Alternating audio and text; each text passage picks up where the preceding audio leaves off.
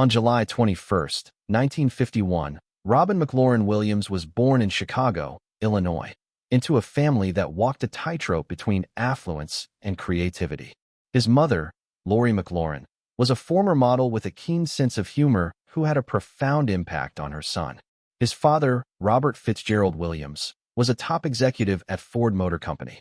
Robin had a somewhat nice life growing up in the affluent Detroit suburbs and then in Marin County, California. But underneath that luxury was a lad who felt alone and isolated. He turned to humor as a coping mechanism. He created characters, imagined whole universes, and imitated voices to amuse himself and others. His career and legacy would subsequently be built upon this special capacity to transform suffering into comedy. Before moving to the College of Marine, where he found his interest for acting, Williams attended Claremont Men's College. After that, he was awarded a full scholarship to study under the renowned John Houseman at the esteemed Juilliard School in New York City. He formed a lifelong friendship with fellow student Christopher Reeve there during that time. Williams eventually departed in 1976 to focus on stand-up comedy full-time, despite being one of only 2 students in his class, the other being Reeve, to be accepted into Juilliard's advanced program. He came to see that the high-energy, improvised realm of improvisational performance was his actual vocation, not merely acting. He stood out from everyone else on stage with his fast-paced, unpredictable, and brilliantly chaotic comedy approach. When he was chosen to play Mork, an alien from the planet Ork, in the comedy Mork and Mindy, 1978 to 1982, Robin Williams' career in entertainment took off in the late 1970s. What started off as a special guest appearance on Happy Days became a craze. Audiences all around America were enthralled by his frenzied energy, sharp humor, and endearing weirdness. He was unlike anyone viewers had ever seen. He was deeply human and brilliantly funny. Williams received his first Emmy nomination and became well-known thanks to the show. But behind the laughing, Robin was battling the negative aspects of celebrity, such as the demands of perpetual invention and his early drug addiction, a battle he would face all of his life. Robin Williams shone throughout his career that he was much more than just a comic. He rose to become one of the most recognized and versatile actors in Hollywood. He played the irreverent radio DJ Adrian Cronauer in Good Morning Vietnam, 1987, which was his breakout dramatic performance. He was nominated for an Academy Award for the part, which demonstrated his ability to skillfully combine humor and emotion. Other remarkable roles followed, including those in Dead Poets Society, 1989, in which he enthralled audiences as the fervent English teacher John Keating, Awakenings, 1990, in which he portrayed a sympathetic neurologist, and The Fisher King, 1991, in which he struck a balance between madness and heartbreak and deep humanity. His performance as the adored genie in Disney's 1992 Aladdin, which is now regarded as one of the most famous voiceovers in movie history, introduced his brilliance to a new audience. Additionally, Williams made family-friendly movies like Hook, 1991, Jumanji, 1995, and Mrs. Doubtfire, 1993, joyful by transforming imagination into reality with his limitless energy and emotional depth. However, his dramatic art had the ability to equally devastate audiences. He won an Academy Award for Best Supporting Actor for his portrayal of Sean Maguire, a sage and sympathetic psychiatrist, in the 1997 film Good Will Hunting. He spoke, "You're not perfect, sport," one of the most poignant lines in movie history, in that role. I'll spare you the tension by telling you that this female you met is also not flawless. However, the key is whether you two are a good fit. That modest, straightforward knowledge came to represent the guy himself, flawed but incredibly kind. Like the man himself, Robin Williams had a rich, complicated, and intensely human romantic life. A manifestation of his limitless heart, profound emotional range, and never-ending quest for love, friendship, and connection. The well-liked comedian and Oscar-winning actor had 3 marriages during his lifetime. Every union represented a new phase in his life, one that was full of happiness, difficulties, and creative energy, as well as lessons on the ambivalent nature of interpersonal relationships. In 1978, at the height of his career, he married Valerie Velarde for the first time. At the same time, Robin's breakthrough performance as the endearing alien Mork on Mork and Mindy was launching his comedic genius. Robin was a poor comic in San Francisco when he first met Valerie, a gifted dancer and artist. Long before fame knocked, their connection was based on a shared artistic spirit and sincere affection.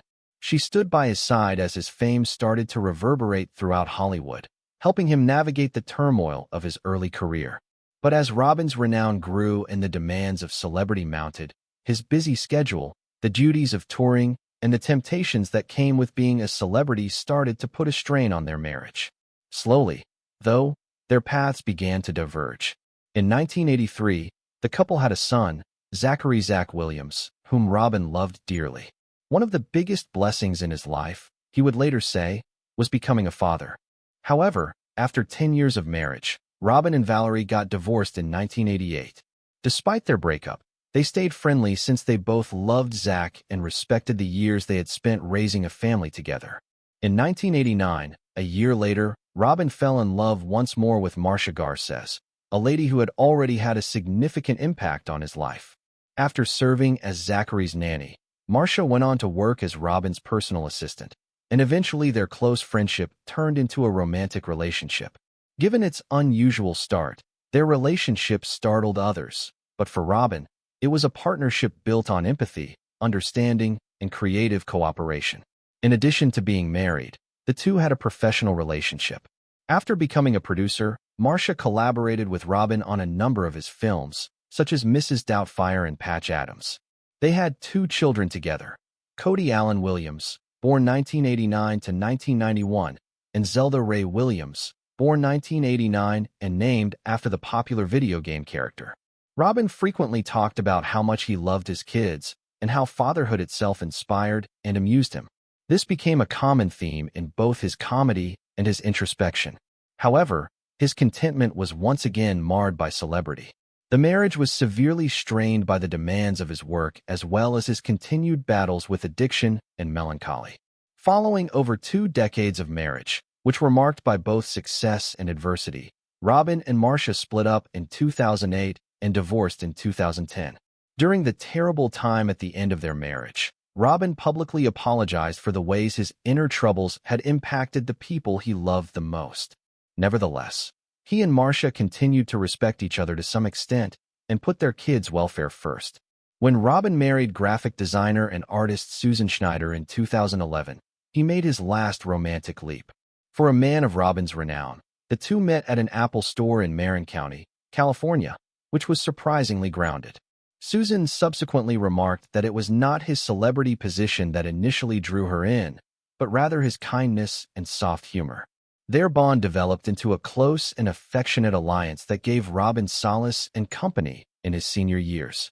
When Robin's health issues worsened, requiring heart surgery in 2009 and the debilitating neurological symptoms of what was ultimately identified as Lewy body dementia, a complicated and little-known brain disorder, Susan became a rock of support.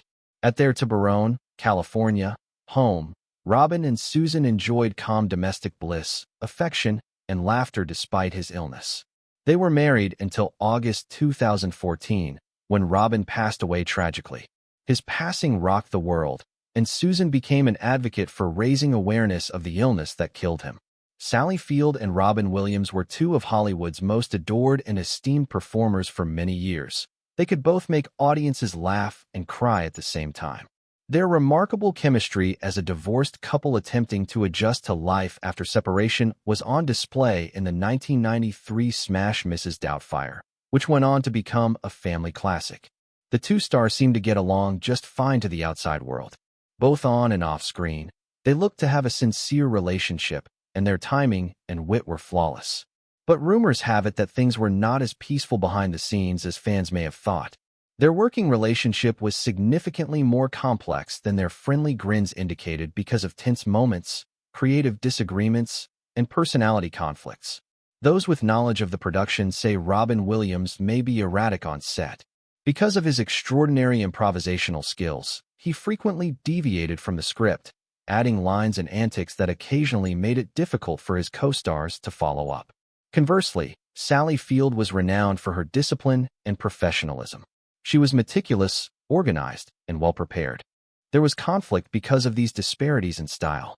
Sally wanted control, while Robin flourished in chaos. I wasn't always amusing to Sally. At one point, Robin made a joke that was half smile and half true. She seemed like she wanted to ground me. You know, that mom face. The two approached their trade in essentially different ways. Additionally, despite their mutual respect as performers, they occasionally had personality conflicts. Both his co-stars and the crew were annoyed by Robin's frequent improvisations, which led to numerous retakes. His humorous spontaneity occasionally wore Sally out because she comes from a background of drama and method acting. At one point, Robin laughed self-deprecatingly and said, "I think she thought I was just a big kid running around with too much sugar. I knew I'd best follow the script because she would give me that heart-stopping look." But there was genuine effort behind the laughing. Field, who was renowned for her deep emotional intelligence, occasionally saw Robin's incessant jokes as a protective mechanism, a means of concealing his suffering and fears. According to reports, Robin was intimidated by Sally's seriousness. Although he appreciated her talent, her perfectionism occasionally made him feel limited or condemned. In interviews, Robin occasionally alluded to their off-screen friction, but always in a humorous way, even after the cameras had stopped running. "Working with Sally was like going to therapy with a referee," he once remarked. "You don't want to be scolded, but you also want to laugh." For those who knew Robin, laughter was his shield. He might use a joke to hide his dislike or discomfort with someone. In actuality, Robin Williams and Sally Field had a relationship that was a mix of respect and annoyance. Two powerful, talented artists who just had quite different emotional vibrations. But perhaps the term hatred was too powerful for Robin. He probably experienced a mixture of annoyance and respect, an emotional tug-of-war resulting from their disparate temperaments and levels of activity.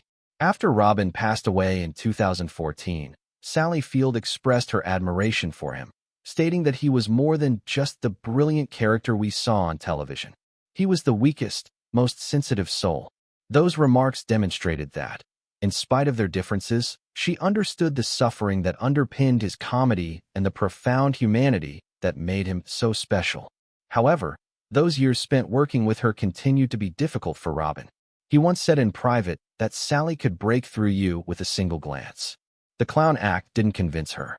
She was wonderful because of that, but also the reason she was difficult to be around. Being with someone who saw right through the act could be unsettling to someone like Williams, whose entire being was centered around making people laugh and feel happy. She made him face aspects of himself that he frequently attempted to hide under his humor. Ultimately, Sally Field and Robin Williams embodied two sides of Hollywood's golden heart: the controlled fire of craft and the wild spark of spontaneity. Despite the fact that they may not have been close friends off-screen and that there were many misunderstandings in their relationship, they worked together to forge one of the most heartwarming and enduring on-screen alliances of the 1990s. The friction between them might have contributed to the genuineness that made Mrs. Doubtfire so memorable, even behind the laughing.